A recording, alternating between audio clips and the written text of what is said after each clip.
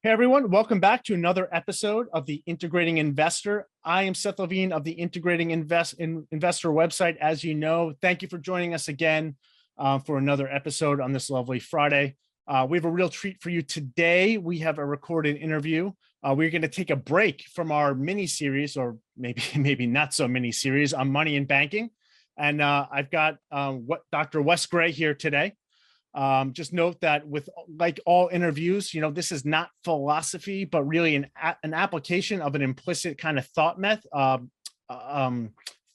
that I really like and think is a real good approach to investing and just a real solid investment framework.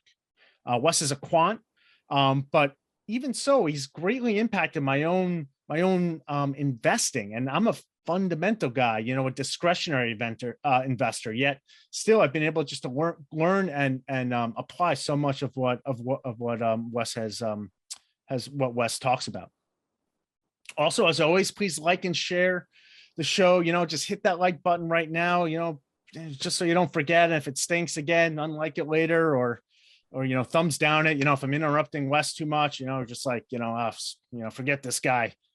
But just if you hit it now, then hey, you don't have to think about it later. Also, follow me on Twitter, Instagram, I guess a little bit. Sign up for the website. I got another article coming out that'll be interesting, and that'll come right to your inbox if you like.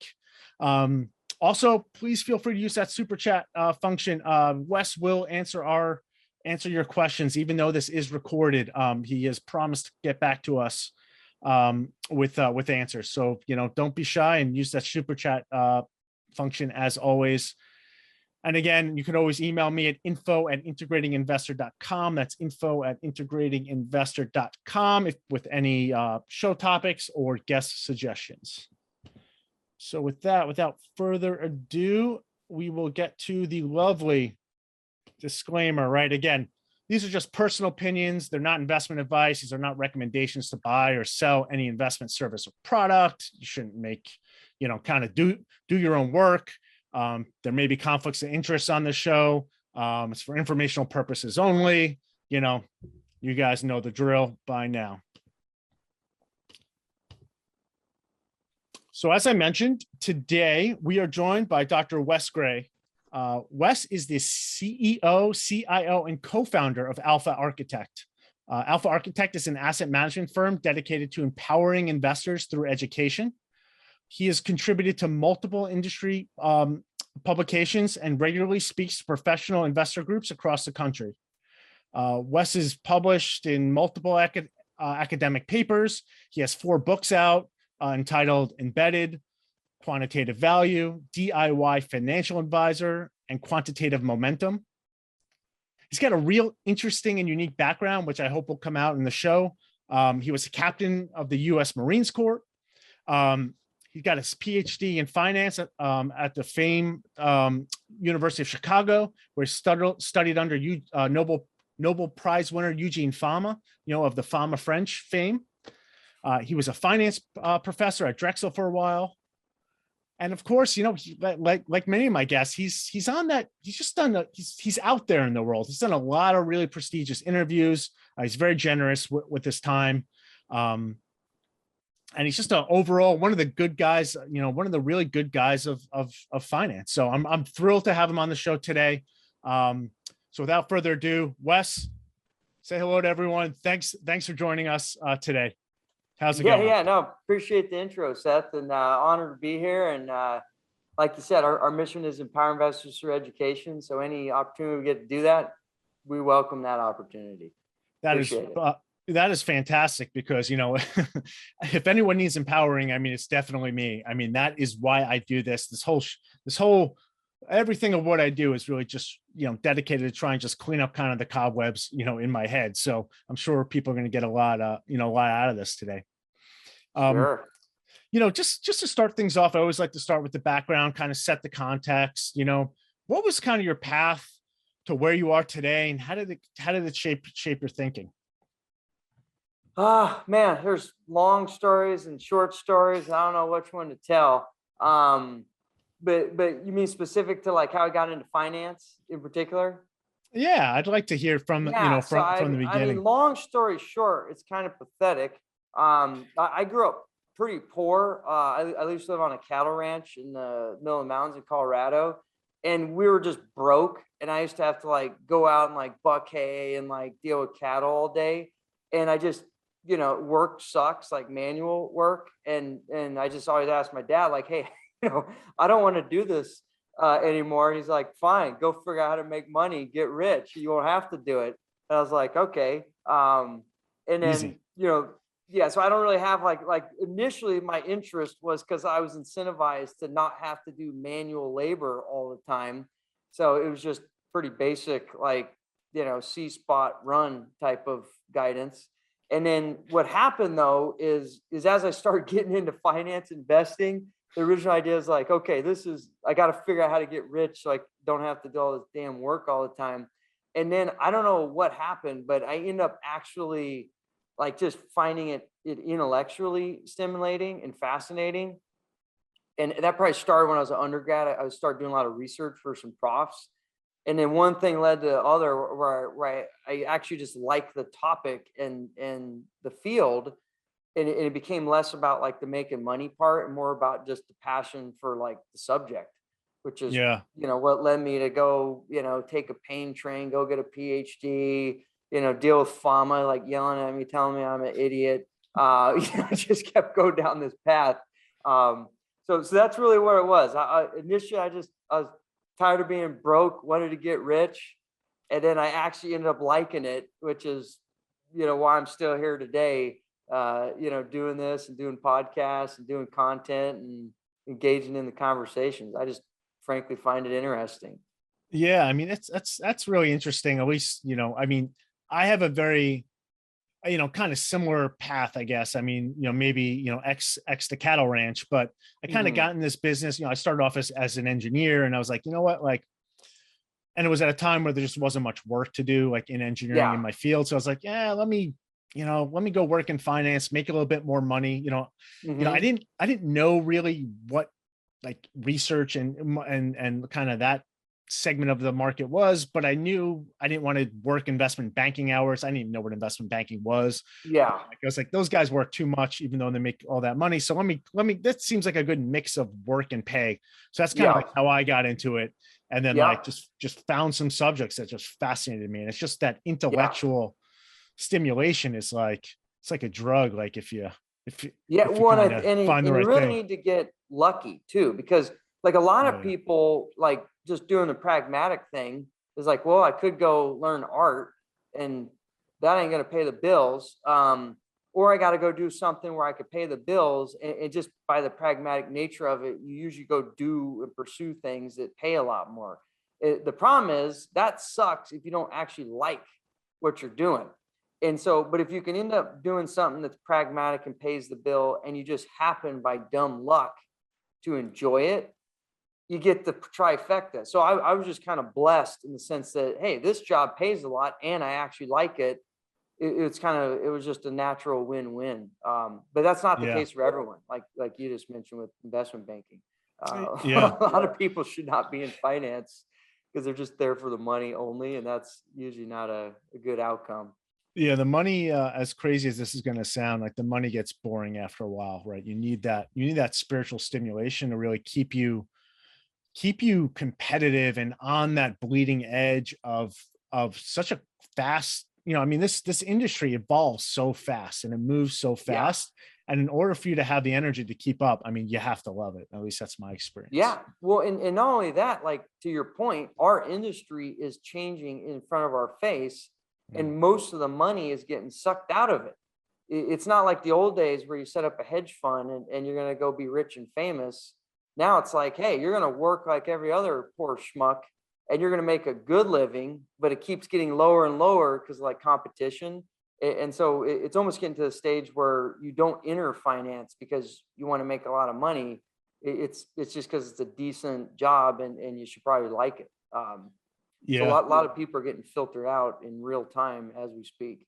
that's 100% true, man. That is 100% true. Um, you have a real interesting background there too. I mean, you kind of glossed over some of it, but I know, Yeah. you were in the Marine Corps, right? Yeah. You went into academia. I mean, you just Yeah. described an industry that has all headwind and no tailwind. I mean, are you just a glutton for Yeah. punishment? I mean, did that background kind of shape your ability to kind of maybe see through kind of what's going on in the Um, industry? well, my problem, honestly, is I never want to get a real job, right? So, I came out of undergrad and I was doing research for all these professors. I used to be like the computer programming monkey for the Wharton finance department, basically. And they're like, "Hey, you should do a PhD. Like, you get paid to go to school, and we'll get you in there because we all came from there." I was like, "All right, cool, let's do it." So immediately when I graduated, I was like, "Hey, let's go be a prop." That's not like a real job. Like, I don't gotta like listen to someone tell me what to do, and you just get to do research and like kind of just do whatever you want and get paid. Great. So that's kind of what happened. I went right out of undergrad into the PhD program. And then, and I've always just been in like adventures and like, physical fitness. And I don't know, I was kind of like by genetic decree, I guess, like always wanted to do the service.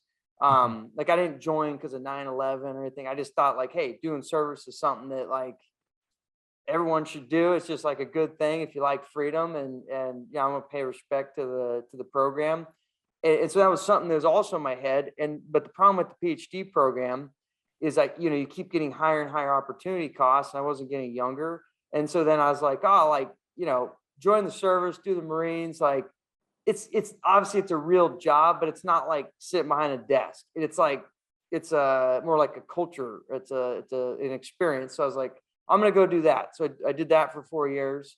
And then I came back, and obviously that's totally different than being a PhD student. And of course I come back and then I'm a PhD student doing my dissertation. And then coming out of that, I went on the academic job market because again, I didn't want to get a real job.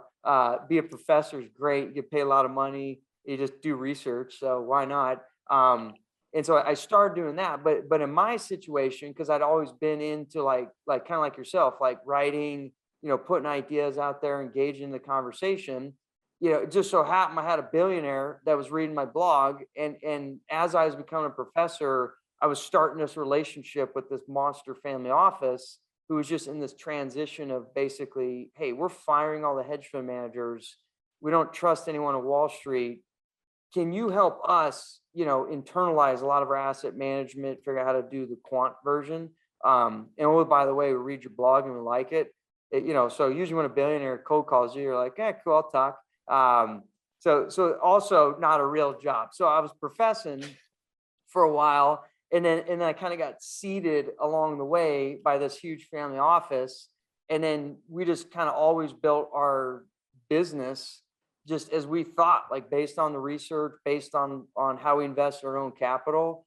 And so my whole career, somehow I managed to never have a real job and never have like a boss. And so it's been great. I don't know how I pulled it off, but that also explained why we're kind of weird. And we do a lot of things that are very different than like normal institutions or normal corporate businesses. Just because we never got kind of ruined by those places in some sense, or we never got the mentality of that, which Yeah. is a double-sided uh, sword, I guess, to some extent. Yeah, that's fascinating story because I don't know, from my perspective, it just seems like you're a glutton for punishment. I mean, Well, that's you've true.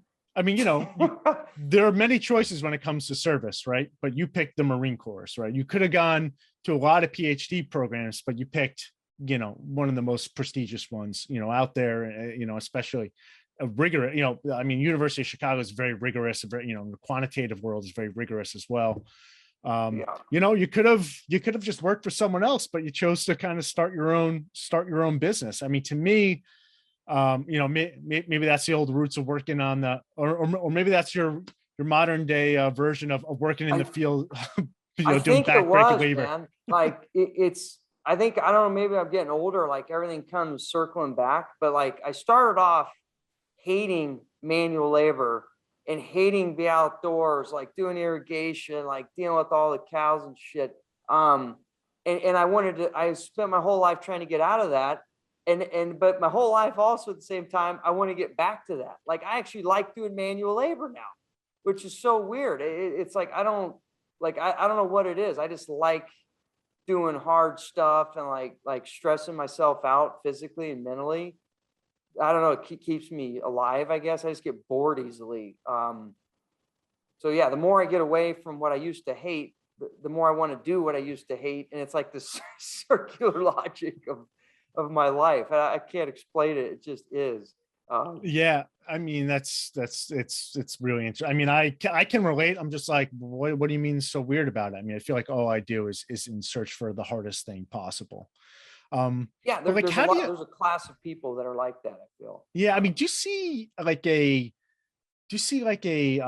analogy or like some kind of a parallel to kind of that mentality and kind of what you do in the investment world? I mean, maybe we can just talk about kind of what is your investment style, Yeah. in case people aren't familiar with you, kind of how did you develop it over time? I'm sure your background Yeah. will really shine through. Yeah, sure. So I start off kind of doing like fundamental investing. Like I was like the most hardcore Warren Buffett, Ben Graham, deep value is God's work, do the DCF until you die mentality. Like that was the only way to approach it. Anyone else that did anything different was insane. Um, and I was like obsessed, man. I read every book. Like I would sit in the library stacks and just go down anything in the investment section. I would literally read every single book. I don't. It was just I was possessed with this. Nothing quant, by the way. This is all fundamental investing, value investing, old school stuff, kicking tires, doing just good old fashioned investing. And I did that for a long time. And then I kind of really started that late in the internet bubble. As you probably remember, or maybe not, probably do, but like back in like 98, 99, like I just came into that with like a hardcore value mentality. And by nature, Yeah, obviously, you think like, this is stupid. Why are people yeah, doing this? Like I should be buying like cheap, good businesses that are undervalued, fundamentals, etc. And it just so happened that I kind of really started getting serious about it at the end of that period. And as you know, the history of it through dumb luck, the NASDAQ blew up and all the tech stocks and growth things went down 80%. And value, which I just happened to be investing in by nature, just went on the most unbelievable streak of all time. Right. And so I'm sitting here as a stock picker from basically 99, getting my feet wet, thinking all these growth people are idiots. And then the following year, getting proven that they're idiots and getting proven that I thought I was smart because now I'm 2000 deep value. And then through that whole period, I'm doing this all in the PhD lab, by the way. I used to like trade all day in like the PhD lab as opposed to doing my homework. Probably wasn't a good idea, but that's what I did. So I honestly thought I was a genius. And then that was also kind of one of the reasons I was like, because I actually made like a lot of money, trading these like deep value, like penny stocks back in like the early 2000s. And so I just thought, I was like, oh, this is awesome. I'm a PhD. I'm like, I got like a lot of capital for, an idiot who's like 23 years old. And that was kind of like one of the reasons I was like, let's do something crazy. So, I ended up going to service. But this whole period, I'm getting reinforced how smart and how great deep yeah. value fundamental investing is, of course. Get back from the service. And I get out in 2008, early 2008. And what do I immediately do besides start working on my dissertation? Start trading again. Start raising. I'm like, I'm going to set up a hedge fund because that's what I want to do. Right. And of course, this is early 2008. And of course, me being an idiot, I'm thinking, hey, value investing, small cap value. At that time, I'd started to adapt a little bit more quantitative because I had Mhm. all these skill sets and I read all these papers. I was like, hey, fundamentals is good, but let's at least try to like use some quant tools. But then I went into September 2008 launching a hedge fund in the middle of the biggest financial crisis of all time, and I learned so many lessons. Even though I actually had good performance because I was basically coming in long short. So just by Mm. dumb luck, I didn't have a lot of beta exposure. But then, of course, my shorts all got recalled in, so I had to be long only. Long story short, like I ended up changing my philosophy, did all in deep value, and I went through that whole rigmarole, and I came out losing a ton of money and then by dumb luck gaining it all back and end up matching like the index minus more stress than you can believe. And that was kind of my kumbaya moment where I was like, you know what? I got burnt. Like I need to be serious about this. Like I thought I was a genius and I believed into my bones, but I literally was the poster child of every behavioral bias, every behavioral error you could ever make. And I'm just a lucky son of a gun. And I Yeah. need to realize that. And just sometimes getting burnt by that fire, you have to get burnt. You got to touch the fire to actually believe the lessons of what everyone tells you. But so I got burnt basically. And then I just went pure quant processes, systematic, because I just realized early on, I just am not Warren Buffett and Charlie Munger, who I really believe are like robots inside, because they're unemotional. They're robots. They're basically a quant system. And I just can't, I'm too emotional as a person. So I had to use computers. So it was just, for me, it was this long, terrible journey of up and down and all around, where it just, quantitative systems was the way that I had to manage my own capital and now other people's money, because I just didn't have any confidence in my own, issues as a person, to do anything Gotcha. but that, basically. Yeah, that's really interesting. It's like that your early success kind of gave you the bug, and then you got kind of the, for lack of a Yeah. better word, the dose of reality. I mean, this is a hard job, man. This is, I Yeah. mean, Oh, yeah. like So hard. people, I feel like we all talk about how hard it is, but it still is Yeah. not. It's still so much harder than that. And there's And luck involved. That's the oh, big thing. ton. The most skilled person, the best fundamental investor on the planet Earth, if they have, and they have no, let's just assume they have insane alpha and stock picking capability. If they run into a streak of bad luck, it doesn't matter. Right. And everyone's going to say they're an idiot, even though fundamentally that is the next Warren Buffett. And so that's the unfortunate thing, is luck drives a lot of financial market success and lack of success, basically. Gotcha. I mean, I noticed, I know in your work, you really focus on, momentum and value as like two factors, right? Two real descriptions in the quantitative world. Yep. Like, where did you, I guess, why did you, at least early on, build your business kind of around those factors? I mean, you launched some products that were that Yep. really focused on that. I guess, why those factors? How much of that was an influence from your PhD program? Because again, that's a very quant Yeah. factor heavy program. Just kind of curious, kind of that Yeah. process. So I am a continuous case of learning and adapting. So what happened again? Fundamental deep value, believed it in my bones. I still believe it in my bones. It's a good, solid strategy, right? The problem was the human element for me was observable and real, that like people cannot manage in duress and emotion. They have to use systems, unless you're a freak, right? And I'm not maybe I am a freak, but I'm not. I'm a human, right? And so I decided, hey, I like value. I think it makes all the sense in the world, but I need to computerize this process. Instead of me thinking about it all the time, let's just write down the rules that define what I'm trying to achieve in the first place. And let's just put those on repeat and do those. So that's where we wrote that first book, Quantitative Value. That was just our attempt to try to make a systematic process that captures what fundamental, deep value quality investors are basically trying to achieve. Because I just believed in that philosophy, but I needed to quantify it and keep it systematic. Great. And then over time, and I used to be a momentum hater, trend, like all these other, like, because if you're in the value religion, which I'm sure you're familiar with, like if you've read Ben Graham, Warren Buffett, or anything fundamental related, technical analysis is like you're a devil worshiper. Like it's almost like religious camps. And when you're in one religion, it's really hard to be like a Muslim and a Christian at the same time. Like if I'm a Christian, I'm in the Christian religion, just like in investing. Like if I'm a value investor, fundamental, that's my religion. these maniac momentum trader, technical analysis, quant people, they're a bunch of losers that don't know the true God. And so what happened to me is I just happened to be lucky to get exposed to a lot of like religions throughout my time. Because, University of Chicago is obviously like super quant, super efficient market hypothesis, super factor. They think fundamental stock pickers are a bunch of clowns. But I start off as that was my religion.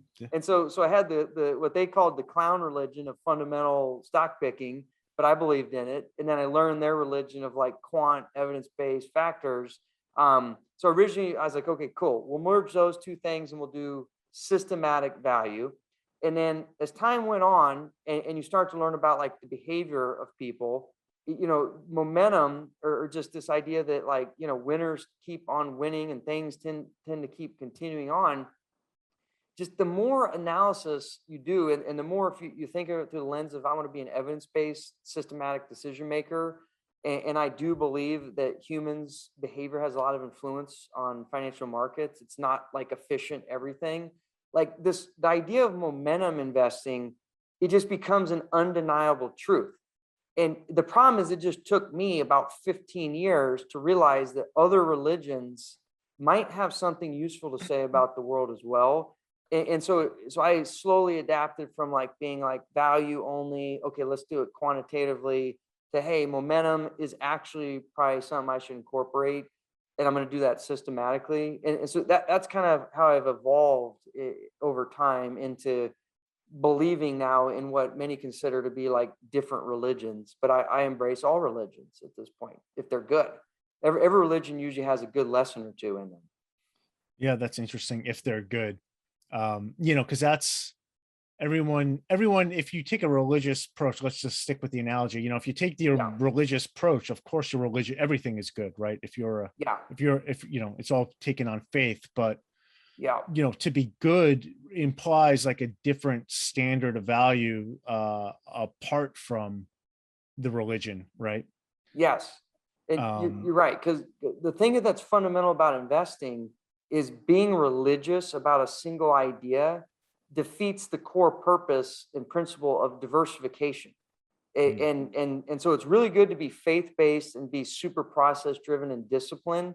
But if that silos you into one school of thought and one form of investment, and everything you do is related to that investment, you basically got one big bet on the same thing. And so to the extent you can expand your mind, and I'll just, using the analogy like, hey, Christians got some good ideas, like the Muslims got some good ideas, the Jews got some good ideas, the Hindu guys got good ideas, like whatever. They all like, let's just fuse the best ideas of each. And do I got to agree with every single minutia detail of all the religions? No. But for investment portfolios, pooling different religions, which usually act very differently by construction, has a weird, unique benefit in the context of our world that is not the case in like the analogy breaks down. Like in the real world, if you're doing religious for religious purposes, okay, it's great to be all in a one religion because that's your community and that's your belief. Like, what the hell is the point of taking good ideas from Joe Blow's religion? Because I already got mine. Because you don't need diversification, right? You're going to either go to heaven or not based in your own faith.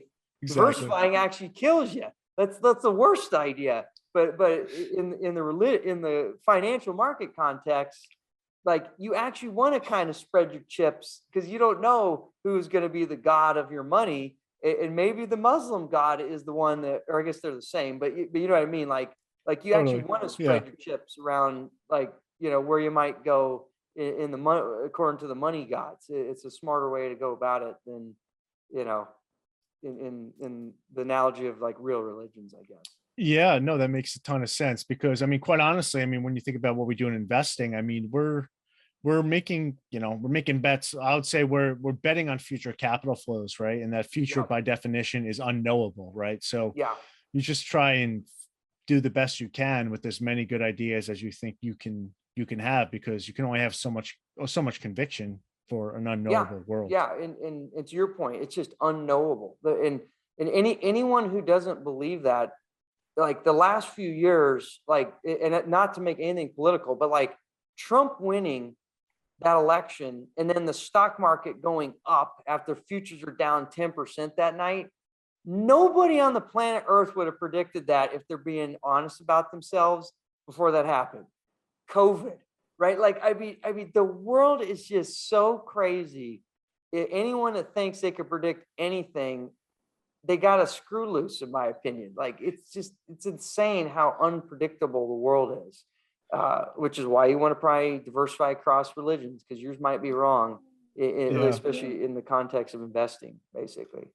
That's interesting. So like, what kind of religions are you settled on these days from an investing perspective? Is it still momentum and value? I mean, that's what drew me into your world. You know, are those so My three cornerstones? religions are basically deep value, fundamental value investing, right? Like free cash flows, fundamentals matter. Okay. That's religion number one. Because that just makes sense to me. Like, in the end, cash flow should matter. It just makes it seem so obvious. That's why that was my original like conviction. Like, well, of course. And that's the problem with good religions. We have a lot of conviction, is it's too obvious to you. But then when I think through outside of my own brain, but I try to pretend I'm someone else that's not so convicted in my own religion, like momentum, this idea that winners keep winning, like, you know, the flashy light attracts more flies, and like money begets money, and like there's this reflexive activity where people look at price action positive and they get more bullish about it. Like, that's just a fundamental human trait. Like if you talk to anyone and they're not a finance professional, and you say, hey, two charts, one's going up, one's going down, which one do you buy? They don't ask about fundamentals. They're like, I like that chart that goes up, because it attracts momentum, begets momentum, and it attracts capital, it attracts attention, which can sometimes have fundamental effects that keep driving value higher. So I finally came around to this idea, even though I still think it's crazy, that winners matter, momentum matters. You got to know where the beauty contest is, because that's what investing is really about. And sometimes people value momentum. They don't care about fundamentals, like the market we're in right now. Like, do you think Tesla's valued on fundamentals? No, of course not. Like, anyone who said that is absolutely insane and never done a DCF. It's not. It's valued on momentum and conviction and narratives, period. But that's fine. I'm cool with that now. Like, I don't have to fight against it, because I do momentum and I own some Tesla. And then the third religion I have is related to momentum, but it's trend, follow trends. Like, and it's related to momentum, but not exactly, where basically I want to own things that are in positive trends. I don't want to own things like asset classes that are in negative trends, because if you look at from like a tail risk management, like, where does all death and destruction occur? It happens in asset classes that have bad long-term trends. That's where all the left tail events occur. And I finally came to realize that, even though it's kind of considered like a voodoo science, like trend following. But I'm now just convinced that it's just real, man. It's like, it's just it's fundamental to nature. Like, if you see a trend in like evolution or natural selection, like, hey, big, like human brains, like, hey, that trend, wait, the brain keeps getting bigger, the humans keep taking over more. I'm going to bet on that, right? Whereas like humans with like an eye in the back of their head, there's some mutation. Okay, they keep dying off. Like, why do I want to keep owning that? It's not a positive trend. There's no momentum behind it. Like, why be in a dead trade? Because it's just going to die. And so I'll just avoid it. And so, yeah, value, momentum, and then following trends in big asset classes those are my new religions. I like this right now. That's interesting. Yeah, you wouldn't have wanted to be a mean reverting, you wouldn't have wanted to make a mean reverting bet on the Neanderthal, right? You would have been dead wrong. Yeah, you would have been dead wrong. Exactly. But you never know. Like a lot of things in the world are mean reverting. That's the value trade. That's why you do it. Yeah, you wouldn't want to be trend following for dinosaurs, right? So exactly. You just never know. Like this crypto thing, like, and no offense against crypto, like I'm a libertarian, and I'm all about, like, I'm a freedom guy and everything, and so crypto as a philosophy in my mind is amazing, right? Like let's Mhm. decentralize, empower the individual, empower the person. Don't allow governments to like control your life through either violence or control of like the monetary sources. Love it. But crypto as an investment construct, as a value person, I just still don't understand it. But when I look at it through the lens of like a momentum trade or like Mhm. a trend, there's no denying it's a real thing. Um, and so I have no I like people say, hey, what do you think about crypto? I say personally, I think it's freaking crazy because I think of that that's my value breed. But if I put on my hat of momentum or like trend following, I'm like, hey, it clearly it's a real thing until proven otherwise in the context of trend following. Um, so Yeah. maybe it is a great idea. Yeah. I have a very, and again, that's your influence on me. Um, because I took a very similar approach to crypto over the years. I've written a number of articles on it. Hmm. You guys can go back and check out my website or leave a comment and I'll link to them or if anyone's interested. But the same thing, it's I mean, I call myself a capitalist, like a laissez-faire capitalist. A lot of Sure. fans of the show will identify with that as well. Um, government hands, government off the money, right? In a sense, I want free, decentralized money, for a variety of reasons. Sure. And I was really drawn into that crypto scene early on, and I've been around it for a while. But then I've come around to your views of a value perspective. I'm a little bit squishy on it, and that's kept me away from it at certain times. But then I see it now from this trend, this what I'll call it momentum perspective, and like Sure. there's money to be made there, and that's okay, right? It's like Yeah. you have to reconcile the religions in your brain, right? It's like you're not cheating Yes. on one; you're just kind of like switching modes in a You just sense. yeah, you just diversify. Yeah. Because in the other thing I learned, and this is more from like my University of Chicago days, is the one thing I'll give like Chicago PhD program in general is they make you a really good thinker in the sense that they're trying to teach you to be like a scientist. Where like in the end, you should try to avoid being religious about anything, and you should try to like, hey, here's my hypothesis, here's data, here's empirical evidence. Like, does it justify this hypothesis or the alternative? And you should be able to adapt your thinking over time. And when you think through that lens of like basically the scientific method, there is nothing in life that is 100%. Like value, I believe so fervently in as a process and a philosophy. I want to say it's 100%, but through good training and good kind of logic and kind of a lot of like humiliation, I have to admit that in the end, I might just be wrong, period. And value is, like you said, it's betting on the Neanderthal mean reverting. There's a possibility that that's the case. Like value investing as a philosophy was maybe it worked, but it just does not matter anymore because the world has fundamentally changed. And I can't discount that possibility, which means if I want to survive, I've got to make sure I have different strategies that could keep me alive, which is why I fundamentally like the multiple religions approach now, from a Yeah. protection survival standpoint.